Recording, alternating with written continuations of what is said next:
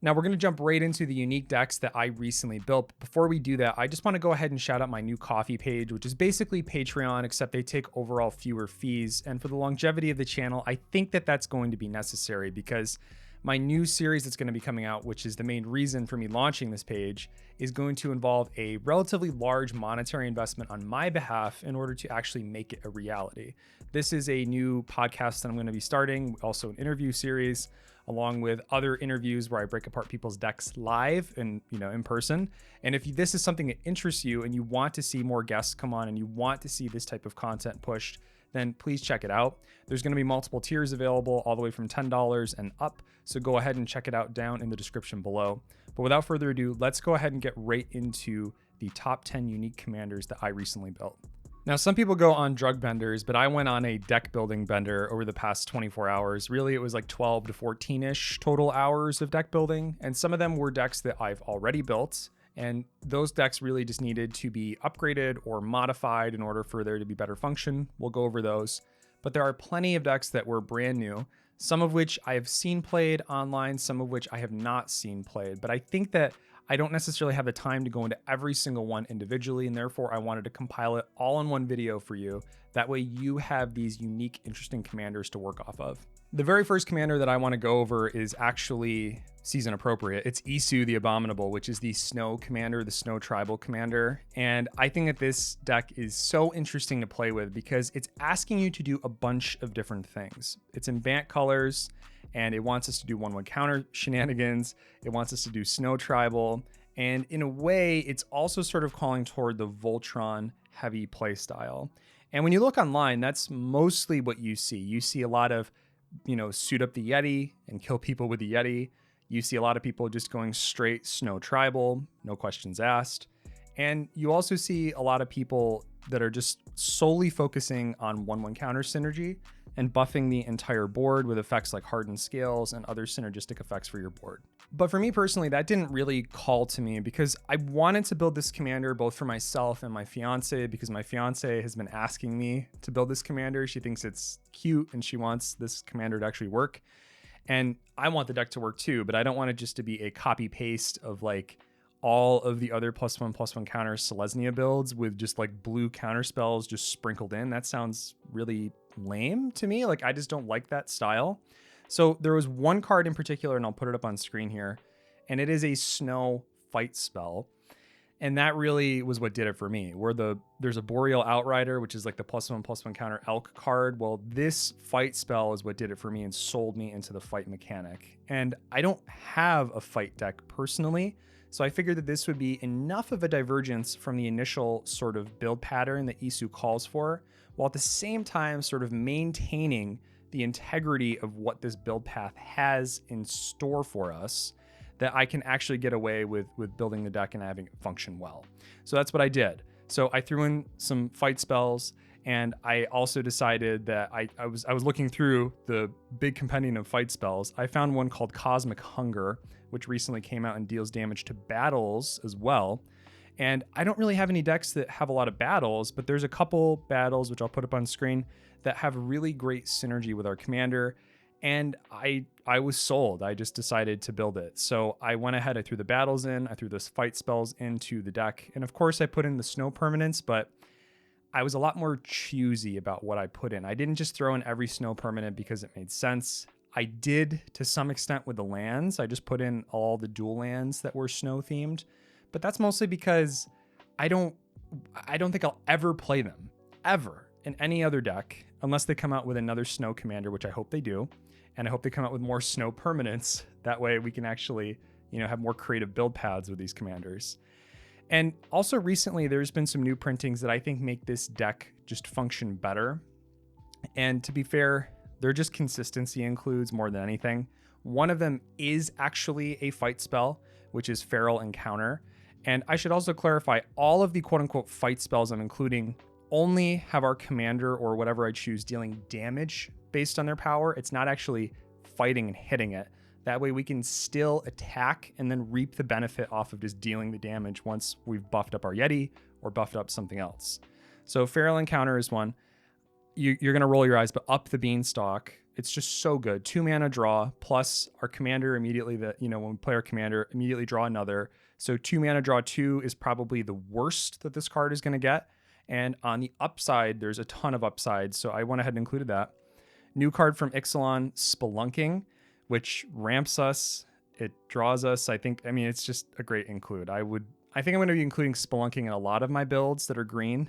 And honestly, I'm probably going to be buying a good amount of them to bulk up on it because I play a lot of green cards, and I think Spelunking is just going to be more or less like not an auto include, but it's going to be a good card to improve your deck consistency in most circumstances. So that's Spelunking.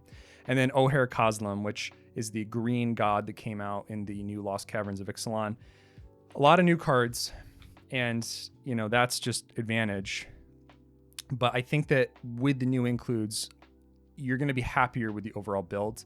And also, it's not just like a carbon copy of like Snow Tribal +1 counter. It's different. And I think that that's what makes the deck interesting for me. And the last card I'm going to mention, which I think is a sneaky good include, is Decisive Denial, which is the Simic counterspell, unless our opponents pay 3, or it's also a fight spell. And that was, besides the snow one, this card I love. I've played it in other decks, and it's really good. It's like removal specifically for something on the table as long as we have big creatures, and in Simic we will, or in worst case scenario we hold it up and we counter something, or we just tax our opponent for trying to cast something. The 3 is a big deal. A lot of times people can't even pay 1 extra mana. High risk study, how are you doing? But Decisive Denial is 3 extra mana, otherwise it gets countered. So being able to heavily tax the opponent, kill their stuff on board, the versatility is great. The flavor is great. And, I included other cards in there. Go check out the list. It's really cool. But we're going to move on to the next one, which is actually a deck that I've already talked about. But I think that this new version of the deck is going to be really good for you and your games. So let's talk about Vrestin. So Vrestin, Menoptera leader. I talked about this in my last top 10 video, but she is sweet. Every game that I play with her, I enjoy more than the classic Selesyna commanders like Lysaga and Master Chef combo, or Hamza, which is another Selesyna +1 counter deck commander. I think Vrestin just has interesting build paths that allow certain cards to really shine. And I haven't been able to actually utilize these cards properly until recently when I decided to upgrade the deck. So cards that I'm talking about is Anduril Narsil Reforged, up on screen now. Think about that synergy. Oh my god. You like make a ton of 1/1s and swing with this. Crazy. Kutsil, which is one of the new Lost Caverns of Ixalan commanders. It's a stacks piece. And think about that card. Oh my god, so good with Vrestin. And Sovereign Okinek, which once our guys are buffed up, gets really stinking crazy. So those 3 cards really are what inspired me to update the Vrestin list. So check that one out in the description. And in that deck, in the new deck list, you're going to see, I just made some quality of life improvements in there. I updated the mana base. I included more dual lands now. Overall, the deck just functions way better. And the new includes are ridiculous. The deck is just freaky now. So super, super consistent. If you have a new player, this is the deck that I give to my new players because it's so consistent. Every game you can expect to have an actual game. Those decks that you play when you have your non-games and you have your actual games. This deck is always on. It's always on the play. So I would really encourage you to give this new deck list a try. And I think the upgrades that I made only totaled to like, I don't know, $20 or something. So if you've already built my old list, or you already have a lot of the cards in like a Selesyna +1/+1 counter deck, give it a try. I think that you're really going to enjoy it. The only card that I want to touch on is, Primal Vigor, which is the 5 mana, double your counters, double your tokens. I would have swapped this out for a doubling season, but I don't own one. And I don't know. It's 6-1, half dozen of the other, one of those situations. I would have swapped in a doubling season instead of that, but I just didn't want to spend another $35-$40 on another card when I already spent way too much money this past week when upgrading my decks.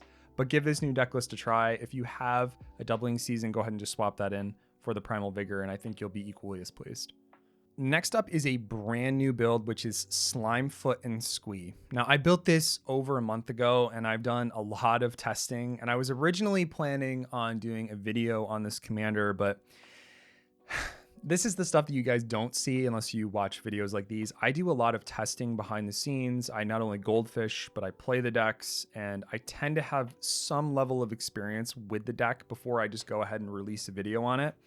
And I really couldn't find a happy medium with Slimefoot and Squee, because this commander, it's crazy Reanimator shenanigans. It does some really broken things in terms of the overall function of the deck, but it requires some specific things to happen in order for it to actually be effective.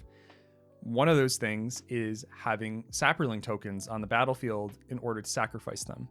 Now, Slimefoot and Squee makes one, but if our opponents destroy said Saproling token, then we're kind of SOL unless we can actually get some other card to put one out onto the battlefield, which is not as easy as it might sound.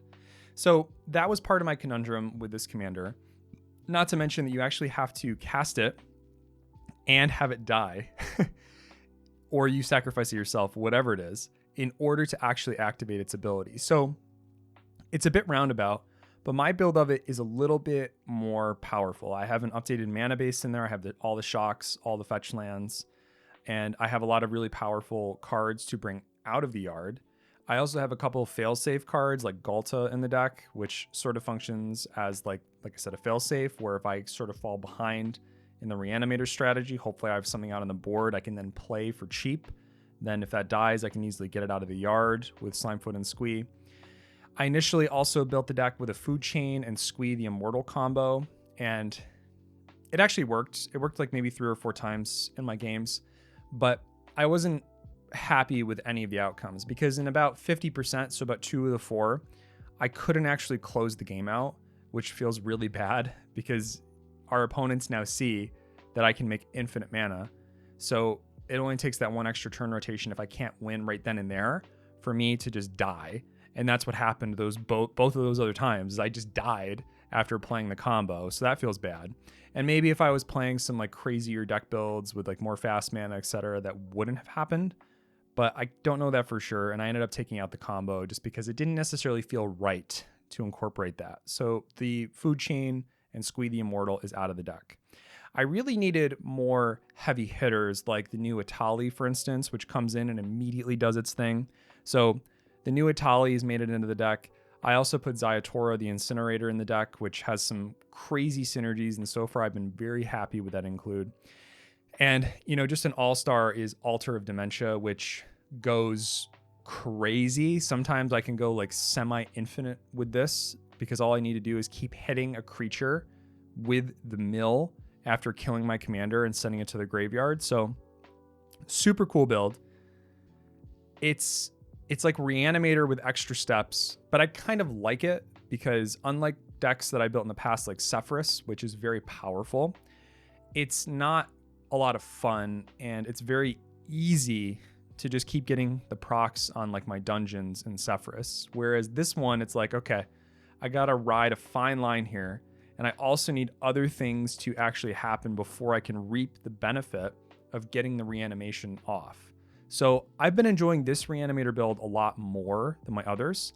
And if you're looking for something that gives you a little bit more of a mental challenge, especially with like, I gotta balance my mana, and I have to figure out how to get the Saprolings out and keep them alive on the board.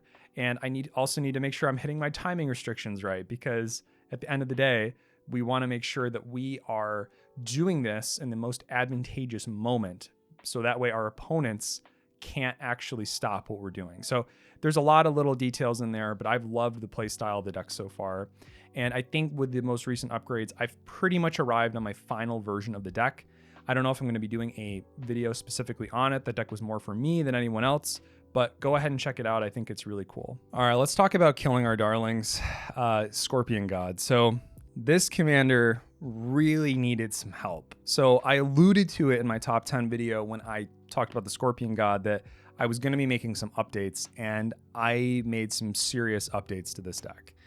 I only cut out maybe like 10 or 12 cards from the initial deck list, which may not sound like a lot, but when you are operating on very limited selection of -1 counter cards and also cards with the key text of Wither, which deals damage in the form of -1 counters, then you quickly realize that even a slight alteration to this deck is massive because there's just not enough to really pick through. So this version of the deck that I just recently put out, it has an updated mana base, which was really needed in this version. So I included 5 more dual lands, and initially that was more of like a price barrier for me. I just didn't want to drop like the extra like $50 or $60 to update the mana base, but now that's done. I also added in some additional ramp options, and I needed to cut some of the cards that were just poor in terms of me ramping. So I went ahead and included like the new talisman, or not new talisman, I included the talisman, for instance, and some additional 2 mana ramp sources, and overall it's made the deck function way better so far. And then, man, let's talk about some of the -1 counter creatures. So I'm going to put one up on screen right now. It's Midnight Banshee, 6 mana. At your end step, you make, or I'm sorry, at your upkeep, rather. It'd be much better if it was your end step. At your upkeep, you put a -1 counter on everything. This card is just terrible. Every time I've played it, it's been suboptimal. Every time I've played it, it has the potential to really screw me over, despite the fact that I have my commander out. And it's because you need to wait for it to actually proc. So my opponents have all the time in the world to Swords to Plowshare or Path to Exile my commander, and then I don't get any benefit whatsoever off of my commander being out or the Banshee, which, by the way, is 3 black pips and 3 colorless. And this Banshee is included in every single deck that I've seen, and it blows my mind. It's a terrible card. I just cut it. I have not had one situation where it actually worked well for me. To the same extent, I ended up cutting Drivnod Carnage Dominus, which may make some eyes roll. But here's my reasoning. Majority of the time, this specific card, I'm going to say this specific card, really was just helping me win more. It didn't actually improve my overall win rate. And that's evidenced by the cuts that I made. I feel like the new version of the deck is drastically improved. So Drivnod Carnage Dominus was cut. I'm not looking back. It was not a good include in the first place, especially because we need to sack creatures in order to get that other part of its ability to give it, I think it's indestructible. And I never had the creatures that I wanted to sacrifice on the board. I'm not running a token heavy theme either. I have 1 source of tokens, which gives me the Scarabs in the deck. And that's more of like a semi-infinite combo with my commander more so than anything else. So Drivnod, it just got out of here. I did not need that in the deck in the first place. And so far it's helped me win more games with actually having it out of the deck. And a last little aside, this deck, especially with like the Midnight Banshee and the Drivnod Carnage Dominus, that's a 6 mana and a 5 mana spell. And I cut like 4 other 5 mana cards.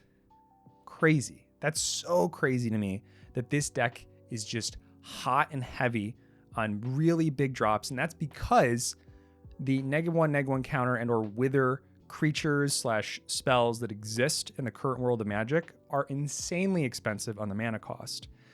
So I felt like I was never really doing anything. And it's like I have to play my commander out, which is 5 mana. And then I have to also play a 6-drop out, which doesn't really do anything substantial. It's more of like an incremental thing.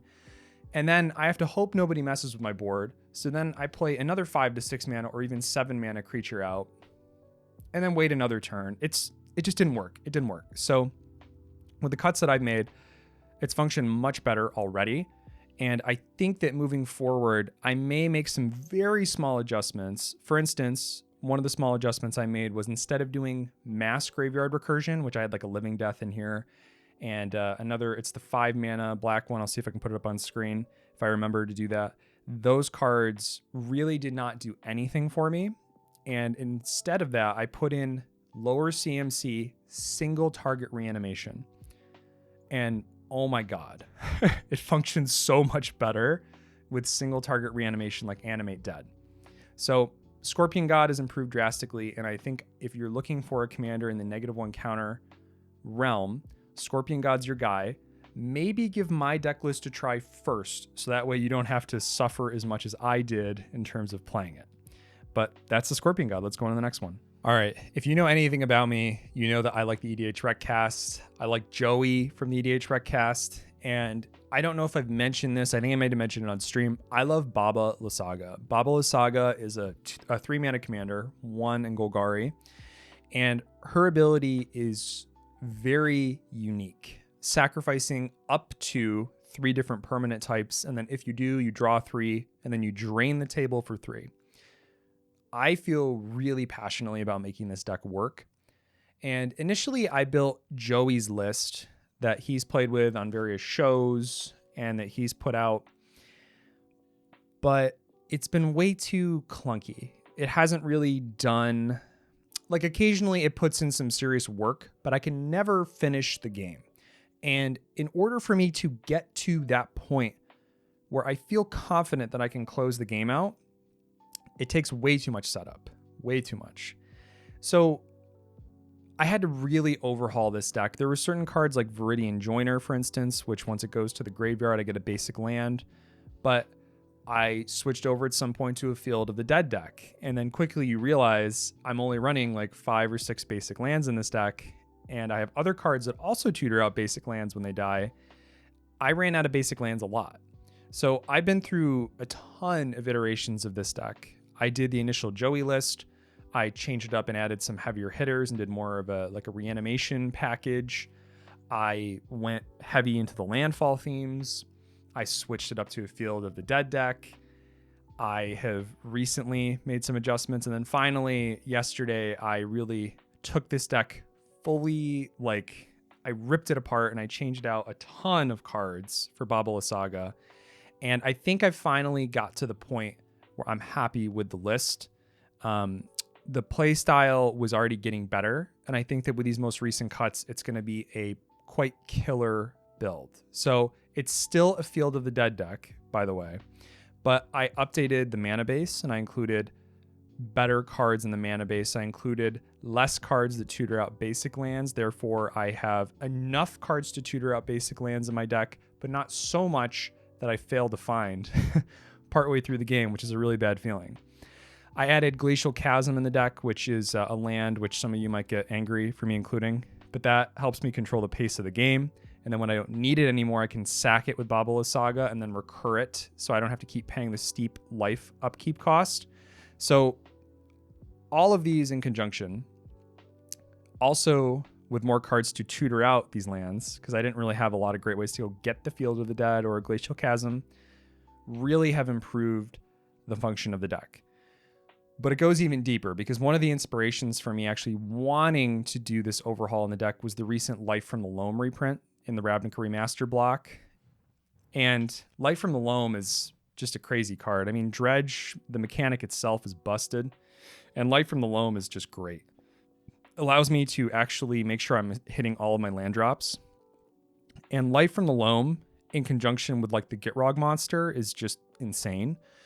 And I didn't want to spend like the $20 or $25, whatever it was, for a copy of Life from the Loam, but I picked up like 5 or 6 copies for like $4 a piece in the borderless art, crazy enough. And now I'm set, I'm good to go. And so Life from the Loam got added into this deck in order to add some additional consistency. And then I also took a big look at Wilds of Eldraine, because they put in a lot of cards that, you know, promote new role tokens to be attached, which are enchantments that get put on your creatures. And so I decided to include Not Dead After All, which adds an enchantment to the table once Baba Lysaga gets targeted. So I think these improvements incrementally have added up to something quite substantial. And this will allow you to actually close games out. You have a Field of the Dead fallback. You have Glacial Chasm to lock the game out in order for you to actually combo off with Baba Lysaga. Life from the Loam with the reprint adds a crazy amount of deck consistency. The mana base is updated. I mean, it's really a total overhaul, and I think that this deck functions so much better now. It already was functioning better, but especially now. So if you are also frustrated with your Baba Lysaga list not being able to actually close the game out, try my new list out if you can, get the cards. If not, just proxy them. I don't care. And see how you do with this new list. I think that you might like it. While we're on the same topic about Joey, let's talk about an oldie but a goodie, which is Volo. So Volo is a Simic commander, and I've had this deck for a long time. It's pretty close to my oldest remaining deck list, maybe outside of my fiance's Elf Ball deck that I made, which is Lathril. And I made some very small optimizations, but some very killer optimizations. I'm not going to get into every card I had in the deck. I want this just to be a smaller section because really, I basically updated the mana base a little bit. I changed out a regular counterspell for a Void Slime. I think it was the regular counterspell, but I wanted Void Slime in there for additional versatility in my counter magic because I tend to have a lot of mana in the deck. I also cut out Old Gnawbone, which might be a controversial cut, but I put in Astral Dragon. And Astral Dragon being cut for Old Gnawbone, or rather the reverse, Old Gnawbone being cut for Astral Dragon was one of the best decisions that I've made for this deck. I rarely ever used Old Gnawbone's treasure that was produced. And when I did, it was always so much that I could never use all of it. I felt like I was just like a glutton hoarding my treasure more so than actually using this as a reliable source of mana production for myself. So with the Astral Dragon, Volo will see it enter and make another copy of it. The copy will enter first, which then allows me to target 2 other non-creature permanents on the battlefield, making copies of them. And then my other one will enter doing the same thing. So I get, for the total cost of 8 mana, I get 2 Astral Dragons and 4 copies of other non-creature permanents on the board. It's crazy. I mean, it's insane. I mean, the deck was already good, and then you add this on top of it and it just makes it even better. I think the only way I could see myself improving this deck at this point is taking out Drowner of Hope, which is the 6 mana blue Eldrazi, and including a bigger hitting Eldrazi like Kozilek or Ulamog, Emrakul, any of those. And that's not really how I like to play, to be fair at this point. I have an Atla Palani deck that has the, big baddie creatures in there. I'm not interested. So I'm not going to include the Eldrazi in this specific deck, except for the Drowner of Hope, which is more so a ramp piece than anything else, because you can play Volo first, and ideally the next turn you have enough mana to cast Drowner. You cast it, you get a ton of little Eldrazi Scions, and then that sets you up for a huge explosive next turn. And I think the deck just functions well the way it is. So give my Volo list a try, because this was another one that was originally inspired by Joey. But again, I think that in the effort of budgetary restriction, some of the includes that he made in his initial deck list really were not the best. And this Volo list that I've come up with really has put in a lot of work for me, and I'm quite happy with how it sits now. So with these small little cuts that I made, it's really added up to a big improvement in the overall deck function. So give this one a try for sure. All right, now it's time really for one of the most unique commanders in the whole build, or in the whole video rather, and that's Noyan Dar Royal Shaper. I highly doubt any of you have heard of this commander before. It's an Azorius lands matter commander, and basically the way he functions is he's a 5 mana Azorius commander. He's a merfolk like wizard, I think. And it's just off the top of my head, whenever you cast an instant or sorcery spell, you get to target a land that you control. You put 3 +1/+1 counters on that land, and then it becomes a 0/0 elemental with haste. So what happened actually, let me just point this out. My mom bought me some of those interesting little random packs of cards for Christmas because she wasn't sure what to get me. And I pulled Noyan out of one of those packs, and immediately I'm intrigued because this is very off of the color pie. So Azorius in general does not necessarily do like lands matter shenanigans. And then as I looked into it further, there were a lot of interesting cards that had potential synergy, which I'm going to go into because those cards normally are not that good. They're okay, but they're not that good. And Noyan makes certain cards just disgusting.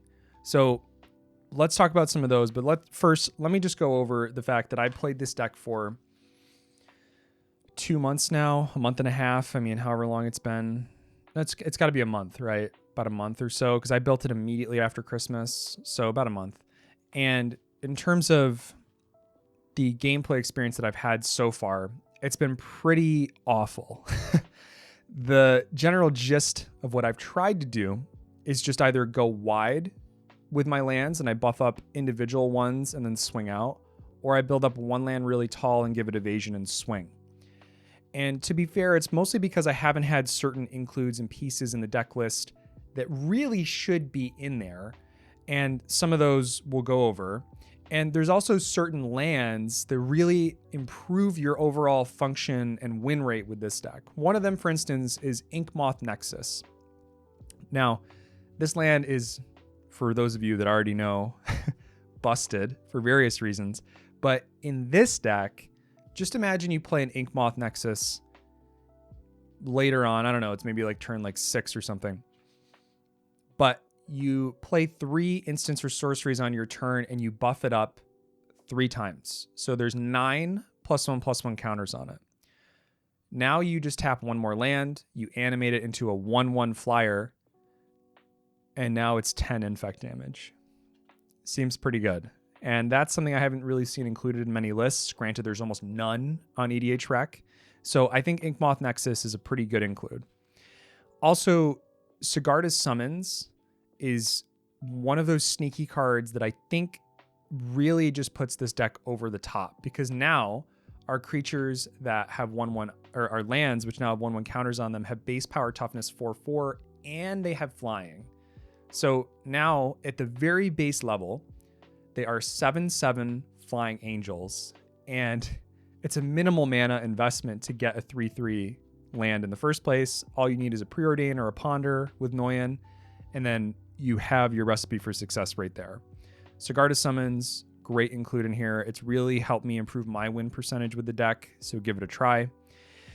One thing that, I'll be honest, I don't probably run enough interaction in my decks, and I also don't run enough board wipes in there, but I had to kind of bite the bullet and include more of them. So I wanted to include some thematic ones, so I went with Coastal Breach, which is basically a single-sided board wipe for me, and also Hour of Revelation for similar reasons. Both of them are more or less single-sided board wipes with the intent to set myself up ahead of time with a bunch of land creatures, and then I can swing out for just a ton of damage.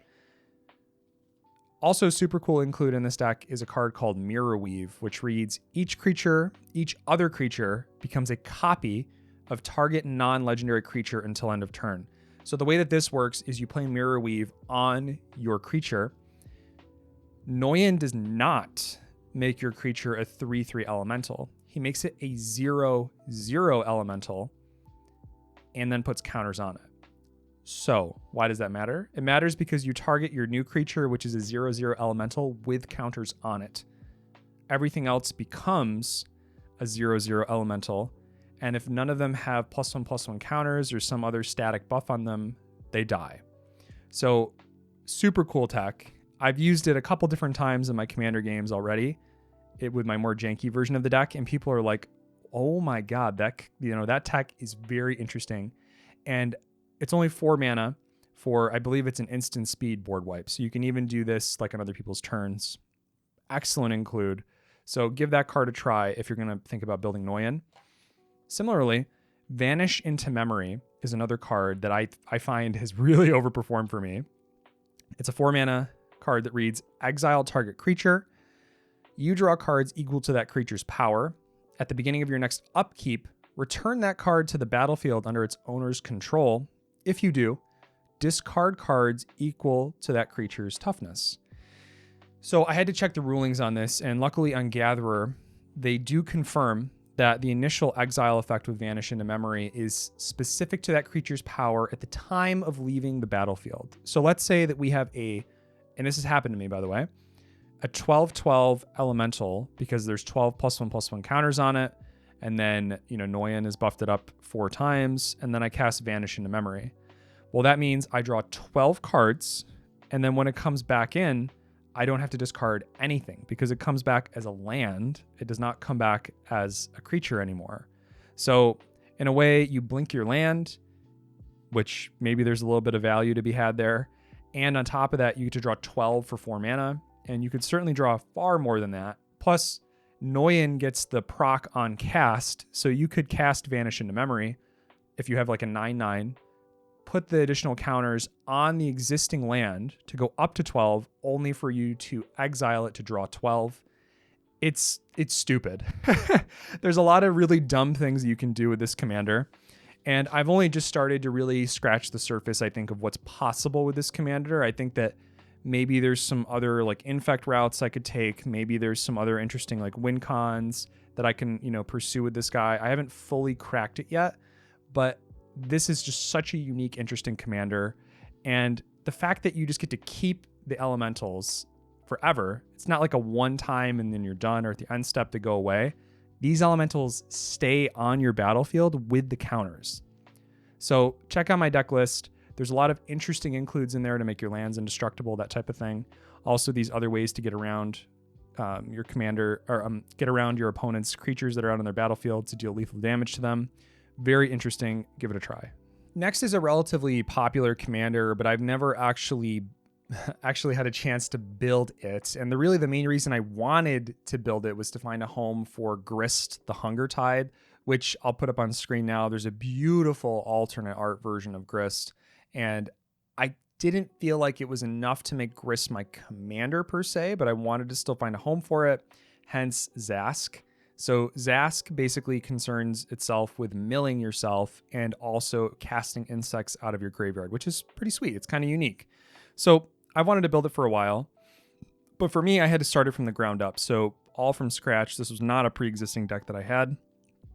And I did have to choose some cards that I think are more so the best of the worst, because a lot of the insects that we have available to us are really not that good.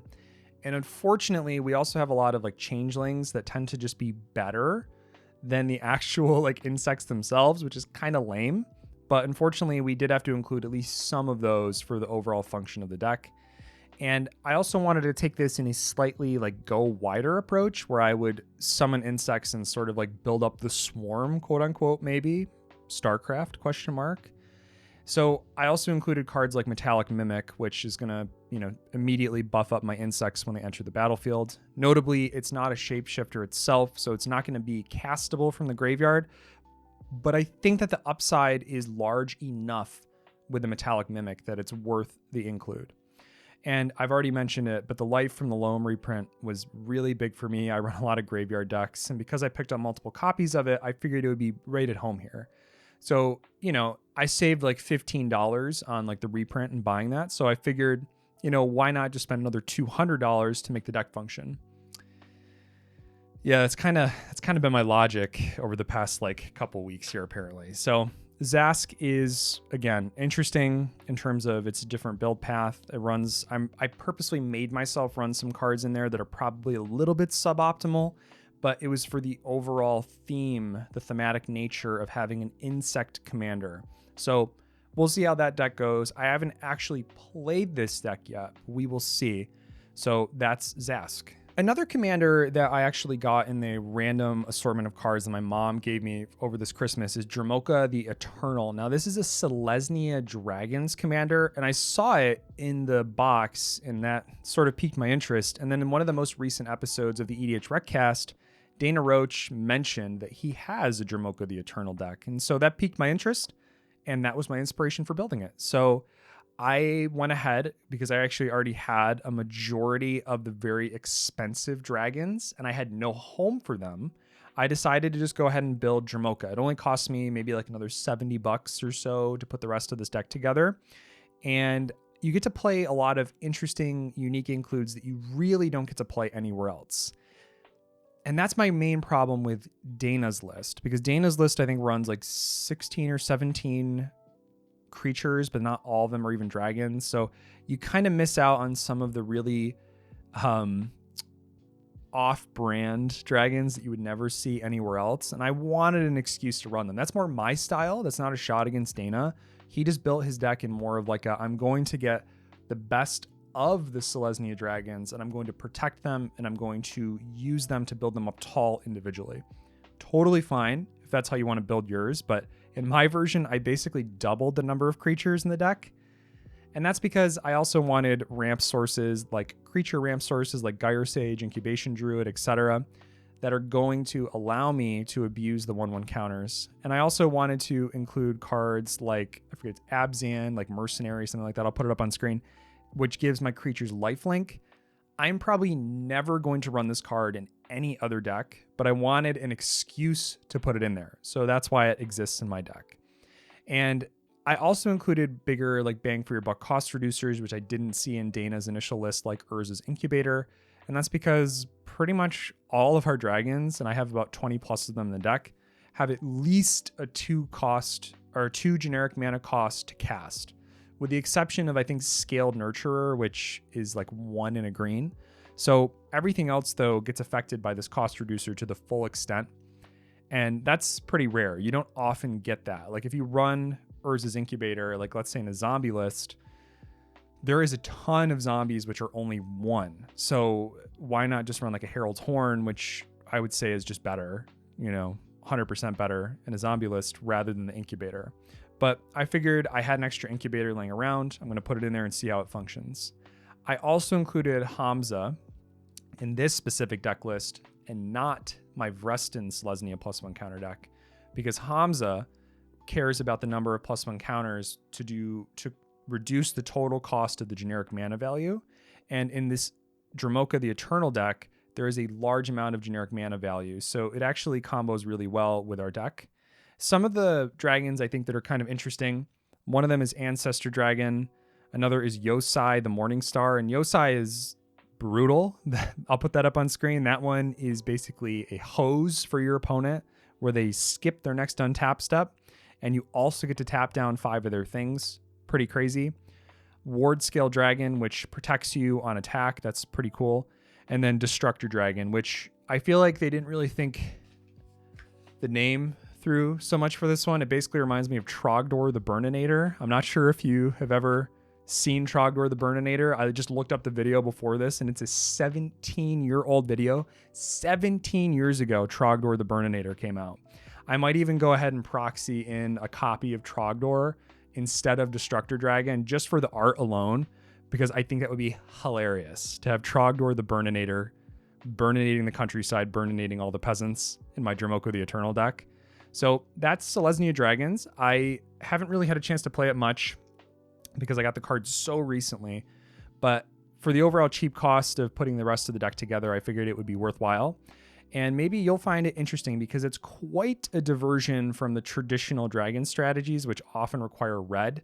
So give it a try, see what you think. It's also a different way to go about approaching 1/1 counter synergy. And this may also become more of a standardized deck that I give to new players because it's a basic ability. It's bolster in dragons. So it may become one of those decks for me as well. But that's Dromoka. I have a confession to make. I took apart my Niv Mizzet, the Burrito Supreme deck, maybe temporarily, maybe forever. I'm not sure. And it was to harvest parts for my 9 Fingers Keene deck. So I never actually tried the dedicated Gates commander before putting together the Niv Mizzet deck. And I think that was probably my main problem with the Niv Mizzet deck. I was trying to do too much all at one time. So this new version of the deck, the 9 Fingers Keene deck, I wanted just to make it very consistent. I wanted to include the combos in there to win with Maze's End, so I know what that feels like. And to be fair, I found that my best games with Niv Mizzet were where I got 9 Fingers Keene out, and I was always hoping I was going to pull it out of the 99. And I think that's a sign. It's a sign that Niv Mizzet needed to go away, and I needed to focus on 9 Fingers Keene. Now, if I play this deck list and I find that it's really not what I'm looking for, I will definitely put back together that Niv Mizzet Burrito Supreme deck. But for right now, I'm going to just stick with 9 Fingers Keene and run a bunch of games with it to see how I can do. I mentioned some of the combos. Some of the main ones are running Reshape the Earth or Scape Shift, which combos with Amulet of Vigor or Archelos, perhaps, not really sure, where basically you win the game on the spot. You get to cycle out all the lands that you don't need to meet your gate requirement. And then you can immediately cast Maze's End because they will come in untapped with Amulet of Vigor or Arkelos. So I'm running these not because I'm an unfun person, but because I want to see what the actual full potential of the deck is before I decide to actually cut back on this. And I did speak to a couple of my friends who are more experienced with this deck before building it, and they really preached about having these combos in there because they stressed that it's going to be difficult to hit your win condition otherwise. And I would have to agree because there's not a ton of cards that exist in MTG that allow us to tutor up the lands that I specifically need. So crop rotation is one of them, of course, but you're probably not going to get a Maze's End super early into the game. And if you do, it's probably because you drew it. It's not really your choice. You just happen to top deck it. So for our purposes, I felt like running these are more or less necessary for right now, but also in order to really kit out the mana base, because we're focusing on a landfall type synergy here, I decided to also include the fetch lands and the shock lands, which the recent reprint really didn't decrease the price of them, which makes me a little bit salty, but I'll get over it. I'm fine. I'm fine. Everyone's fine.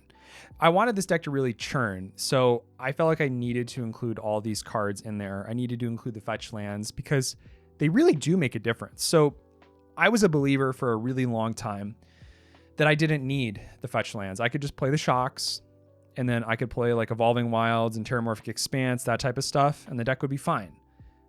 That's definitely not the case. So pretty much always, I find that if you were to replace the Evolving Wilds and Terramorphic Expanses with simple fetch lands, the function of your deck is massively increased.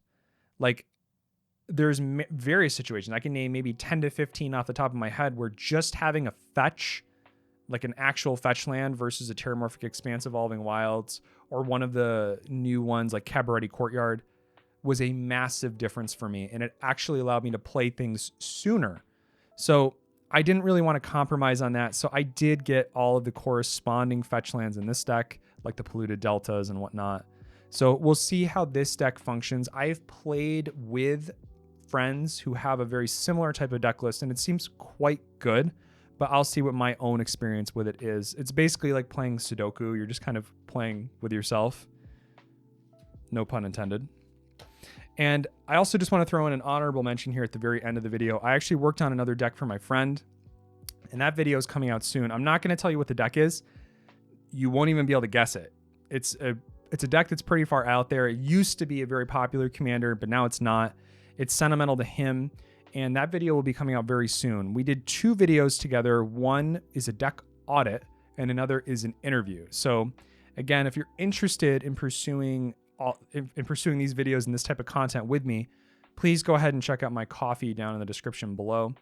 And that is a monthly subscription fee essentially to support what I'm doing and allow me to get more guests onto the show so that way we can continue to make videos like that possible. I know videos like this aren't everyone's cup of tea, but I got a lot of great response from doing my other top 10 video like this, where it's more or less just me going over my general thoughts and not necessarily having a set script. These are just some ideas that I had. So I figured I would do another one because these videos honestly make me the happiest because I can just type out some thoughts about a commander and just put it out there instead of having a fully scripted video. Now, the fully scripted videos are not going to be over by any means. I have plenty of them coming out. And oh God, I have 3 videos on my docket right now, which are going to require an immense input from me for various reasons. So I'm not going to spoil anything.